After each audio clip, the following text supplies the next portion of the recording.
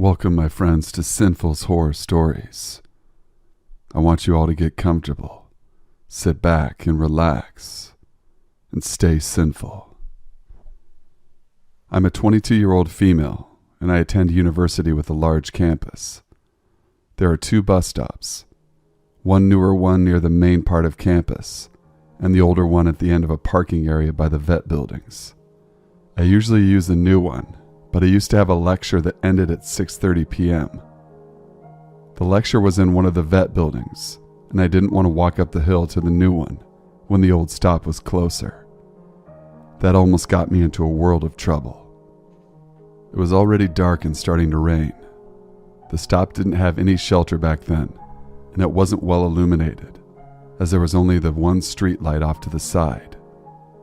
I was standing under my umbrella in the near darkness praying for a bus, when lo and behold, a bus. As the bus got closer, my heart sank. Not in service was flashing across the sign on the front. It was going to just go past me. The driver must have seen how miserable I looked, or maybe he realized how dangerous it was when I hadn't. Either way, he stopped. He pulled over and told me to hop in and not bother tagging on, so I even got a free ride. I hopped off at the station thanking him profusely and made my way home none the wiser. The next day I told my friend what happened, and she told me this. About 5 minutes after I got on that bus, a girl was attacked by her car 10 meters from where I'd been standing. She luckily got away and ran back to the vet buildings, and the guy took off. I don't know if they ever caught him. I have to wonder if that guy was there while I waited for the bus, and if that angel of a driver hadn't picked me up. Would I have been attacked instead of her? That thought chills me to the bone, and I don't use that stop unless I'm with a friend now, and certainly not after dark. This story is not personally mine, but my cousin's. I don't know how much of it's true given my cousin exaggerates a lot of things. Their names and locations have been changed to protect them as minors. My 13-year-old cousin Anne and her sister Lydia went on a summer camping trip for their youth group.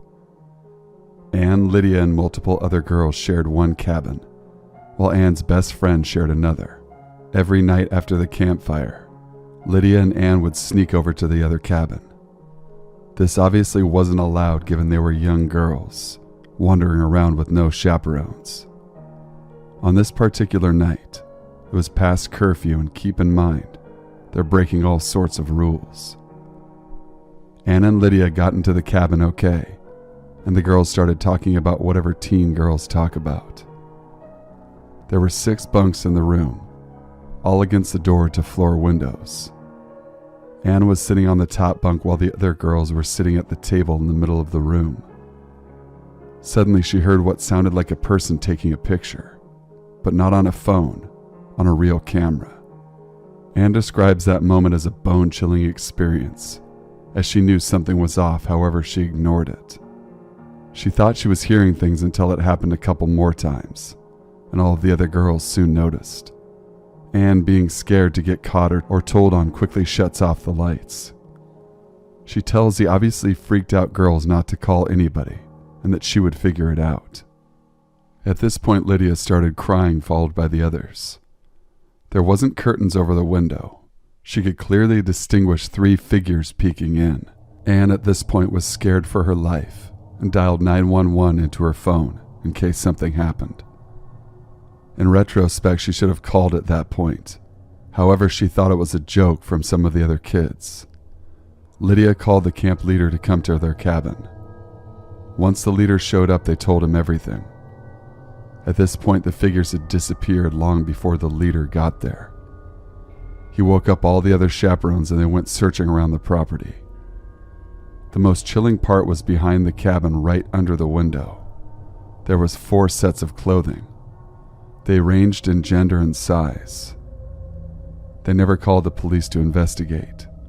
They should have, considering these were young children, and children still continue to camp up in those cabins to this day. When Anne finally told her mom the story years later, she got the youth leader fired for his inability to make a police report. Now for some context. I'm a female, and at the time of this story, I had just turned 15.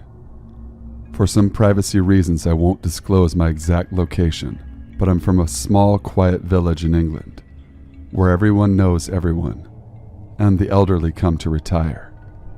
The village has a few shops that barely last months without closing, and reopening is something new. As you can imagine, after 8 p.m., the village becomes a ghost town. One night after 9 p.m., I was with my older sister, we will call her Tanya, and her friend Lisa.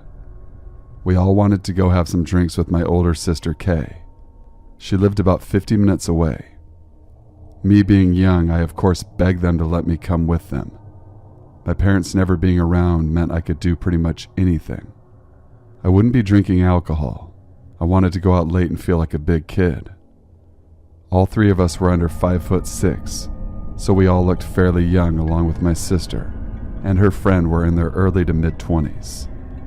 Now, while my sister went into the store to get alcohol for them, Lisa and I sat on a bench under a rather dimly lit light next to the road. Lisa was noticeably quiet, quietly nudging me, telling me there was a man watching us. She then turned her back to him so I could face his direction without making it obvious. There stood about 10 meters away from us, a tall, slender man wearing what seemed to be all black with a beanie. I couldn't make out much as the only light around was the one we were standing under, but he was bald. What's scary about that, you may ask? The man was looking into an abandoned shop window, not moving, just staring into the window with his back facing us. The type of glass on the window was frosted and blacked out. You couldn't see inside, but you could see reflections. That light we sat under made it perfect for him to see everything around him, including us. There is something truly sinister about someone staring into a blackened window in the middle of the night right at you, watching. Why, I thought. I felt sick. Tanya comes out the store cheery with her alcohol in a grocery bag, and we swiftly make our way away from the man towards our destination. Once a little bit away from the man, still not looking back, I tell Tanya that there was a man watching us, as I said. Lisa whispered that he was following us. I could hear panic in her breath. Let me explain the area. There are two paths that separated by a small river. You could easily jump to the other side without issue. I know this as I used to do that exact thing with my friends. The two pathways meet at the end, and you can either take a right and go through a shortcut through a large unlit field that would take us straight to Kay's house, or a left, which meant you stayed on the road with houses around us. This route would take another 15 minutes so into our journey. The path we were on is next to a lit road with houses. I turned around and saw the outline of this slender man. He was walking on the right side of the river, in between the trees in the dark. My heart was in my throat. We began to speed up, and so did he. My sister Tanya, being the more outgoing type, takes out the glass bottle out of the bag and grips it in her hand. She was ready to swing if he tried anything. We noticed he took cover behind the trees, which obscured our view. My heart pounding, all I could hear was the deep, heavy thumps of my heartbeat in my ears. It was deafening. We moved into the middle of the road to distance ourselves from the man further. We were nearing where the two paths would meet. If we took a right and went through the unlit field, we would have to cross his path, putting us in the dark, alone from any sign of civilization. We needed to make a break for it. We shouted to each other to run, and I gripped onto my sister's jacket and ran left, with them following the lit road. We ran, not looking back. I could feel my throat burning with each rapid, painful breath. When we got far away from the path, we stopped to gather ourselves and look back. He was gone. Relief washed over me instantly. We began walking the longer route to Kay's and discussing the recent events. Soon enough, I felt a knot in my stomach as I realized we still had to pass a side exit to the field. I mentioned this to them as we neared it. Our anxiety raised, and my sister pulled me on the outside, protecting me from the field with the bottle in her hand. Fortunately, we passed and saw no signs of the man in the field, although it was extremely hard to see anything, just a field of inky darkness. Once we passed, I realized I had held my breath the entire time. I felt like I was about to vomit from the lack of air and adrenaline. I managed to get my breathing under control, and we quickly made it to my sister's house safely. We explained to Kay about the man, and she shook us off. She told us we were overreacting, which is classic Kay. Nonetheless, we had a good night, but we still had to walk home. As you can imagine, the walk home was very much filled with fear. Thankfully, we saw no sign of that man again. I still live in the same eerie village. Now nearing 20 years old, I wonder what intentions this man truly had for us. So it's the summer of 2013. I'm 21 and just finished my junior year in college. The second week of August, a group of my friends and I go on an 8-day camping trip.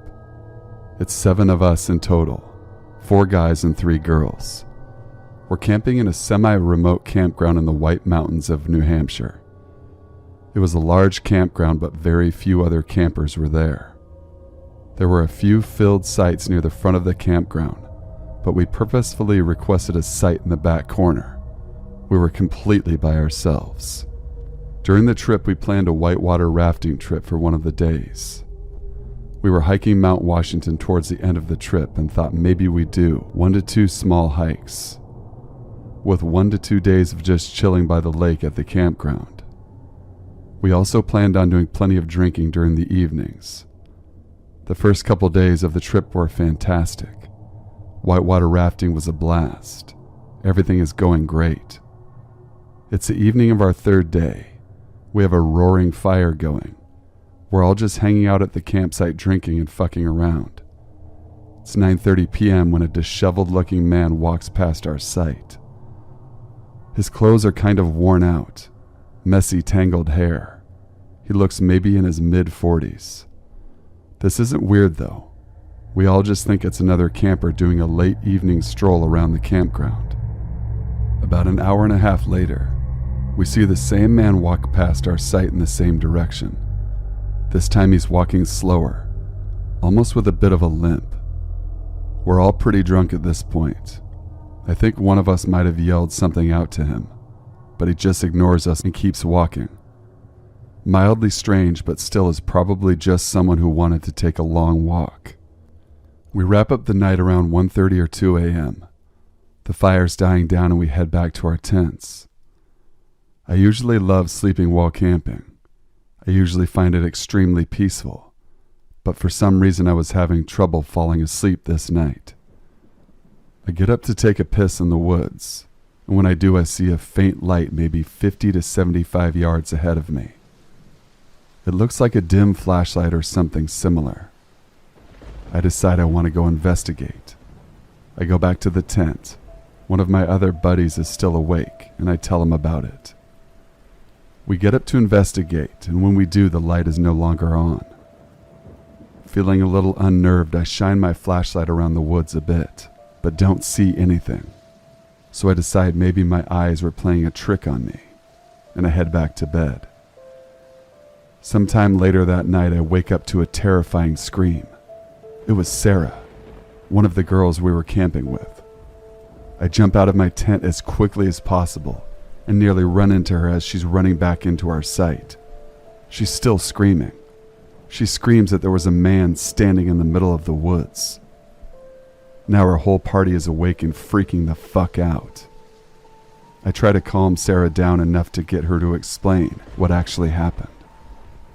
She says she went to pee in the woods and saw the man from earlier, just standing 15 feet from her, not moving, like a statue.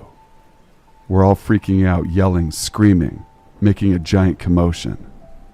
I'm internally freaking out too, but try to calm everyone down enough so we can actually do something. We obviously decide to get the fuck out of Dodge. We frantically take down our tents, basically just ripping the poles out, throwing everything into the back of our cars. Then we sped out of there.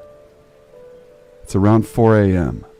We're in 2 separate cars and decide to just drive away from the site, clear our heads. Eventually, at around 5:30 a.m., we find a small diner that's open, decide to head in for some breakfast. We all have different theories about what the hell just happened. Some of us think we just ran into a homeless guy who was camping out in the woods and was surprised by us. Some of the girls think maybe he was purposefully stalking us. Either way, obviously none of us are comfortable staying at that campground again. I head back to the front desk of the campground with 2 of the other guys. We explain what happened, and the guys at the front desk actually seemed to believe us, but said there was definitely no other campers currently that fit the description of the man. They were insanely nice about it though, and actually refunded most of the remainder of our stay, which was astonishing. As a group, we decided that fuck it, we're not letting one freaky guy ruin our trip. We find another campground a good ways away to stay in. Fast forward 2 days. We're hiking Mount Washington. We get up really early and get to the mountain around 7:30 to start hiking. We're a little over halfway up the mountain when we see the very same guy hiking down. This time he looks much better. His hair isn't crazy. His hiking clothes are relatively clean. We're all just frozen. A few of us let out a surprised scream. He just strolls past us with this massive grin. Luckily, there are enough hikers nearby that nothing could really happen. We decide to continue hiking up anyways, since he is headed in the opposite direction, and we hope we just never encounter him again. We did finish the hike and luckily didn't see him. After that, we did decide to cut the trip a couple days short. Looking back on it, we've all come to the conclusion we're likely being stalked in some way. If it was just some homeless guy in the woods near the campground, the hell is he doing hiking down Mount Washington a couple days later? It was a pretty unnerving and bizarre experience for sure. Thank you guys for watching and listening. Please be sure to leave a like, comment, share, and subscribe for future content. Continue to email your true scary stories to thesinfulsavant@gmail.com. That way you can have your stories featured on an upcoming video. I hope everyone's doing well and having a great weekend. Until we meet again, stay sinful.